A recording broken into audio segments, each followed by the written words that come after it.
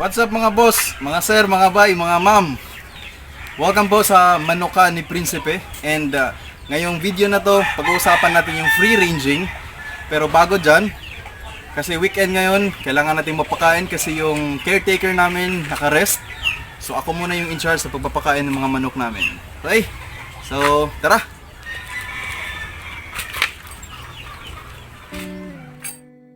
Sa paggawa ng pagkain ng aking mga manok, sinisigurado ko na tamang bitamina at nutrients ang nabibigay sa kanila.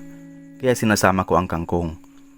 Ang kangkong na tinatawag ding water spinach ay kilala sa pagiging isang mahusay na tagapagbigay ng mga bitamina at mineral. Ang kangkong ay pinagkukunan para sa vitamin A na mahalaga para sa kalusugan ng manok at kanilang paningin. Ang isa pang bitamina na mayaman ang kangkong ay ang vitamin C. Ito ang nagpoprotekta sa katawan ng manok mula sa iba't ibang mga sakit tulad ng sipon, pisik at halak. Bukod pa sa mga bitamina, ang kangkong ay isang manangungunang mapagkukunan ng mahalagang mineral tulad ng iron, magnesium at calcium. Ang magnesium at calcium ay napakahalaga para sa kalusugan ng buto at itlog ng manok.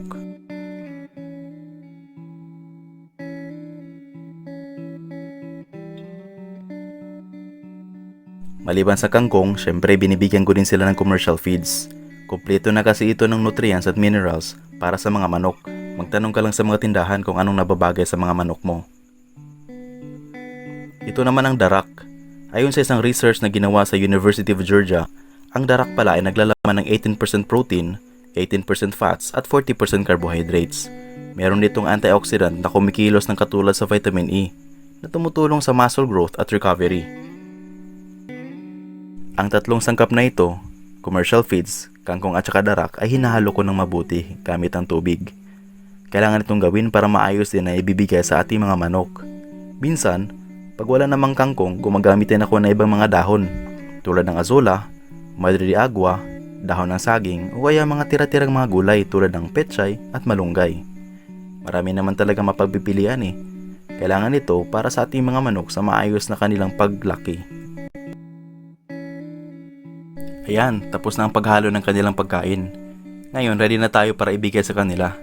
At habang tayo ay nagpapakain ng ating mga manok, pag-uusapan din natin kung ano ang free ranging o kaya ang free range chicken production. Bakit ito ang napili ko? At ano bang makukuha o benepisyo ng free range chicken production? Tara, sundan natin.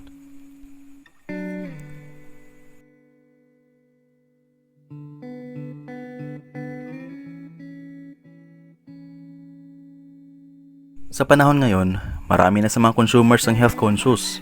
Tumataas na ang demand ng mga produktong inalagaan at pinalaki sa natural na pamamaraan.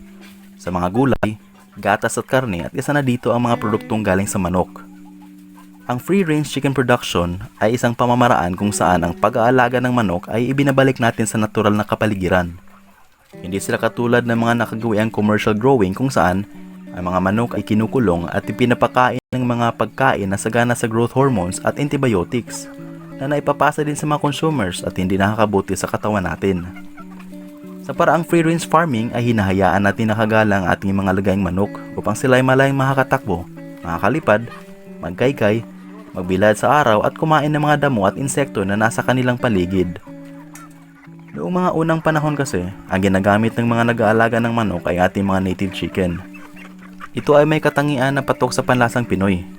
Malasa, masarap at masustansya sa kadahilan ng hindi suplementado ng mga growth hormones at antibiotics na gaya ng mga commercially grown o caged chicken.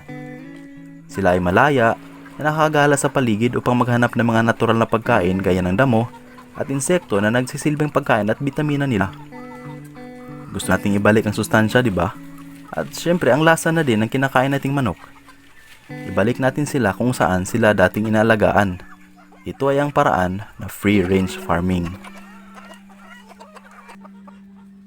Kung ikaw ay nakapag-alaga na ng manok sa mahabang panahon, marahil alam mo na pinakamahusay na paraan sa pag-aalaga ng manok ay ang bigyan sila ng pagkakataon na alagaan ang sarili nila.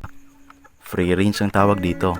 At itong salita ay kadalasang naririnig mo sa mga kaibigan o kakilala na nauugnay sa manok. Samantala, pwede mo naman gawa ng sariling definition ang free range. Total, ikaw naman ang nag-aalaga eh. Pero ngayon, kung sa akin na muna ang kaalaman sa free ranging ang pag-uusapan natin.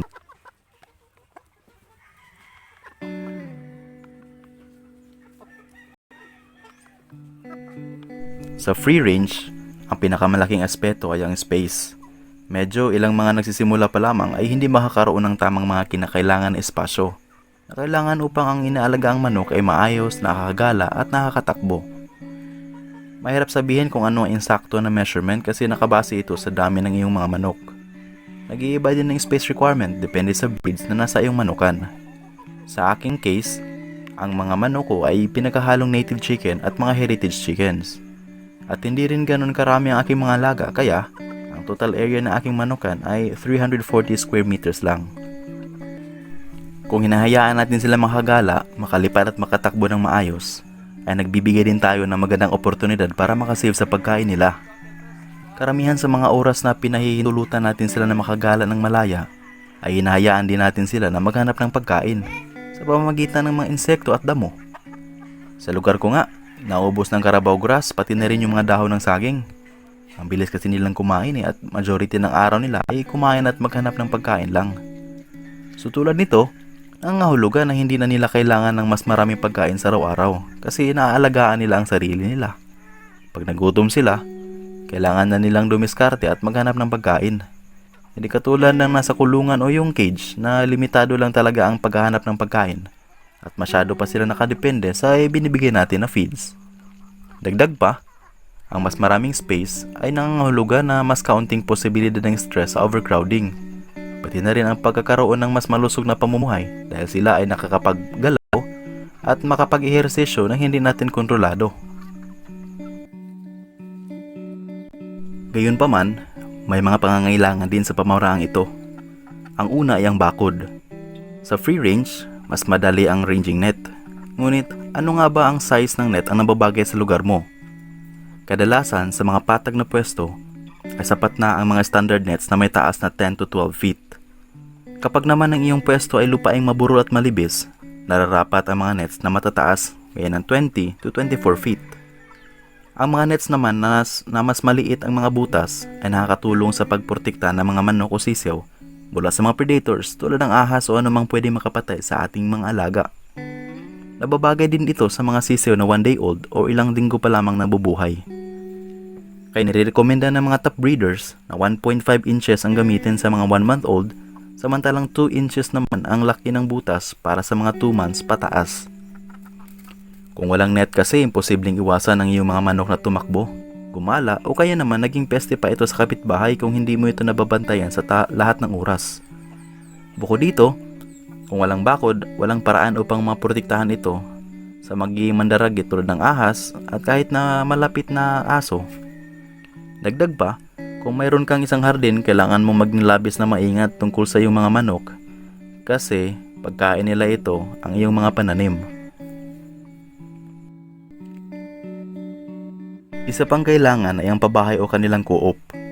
Importante ito na kumpleto at maayos kasi dito sila sumisilong pag umuulan o kaya masyadong mainit.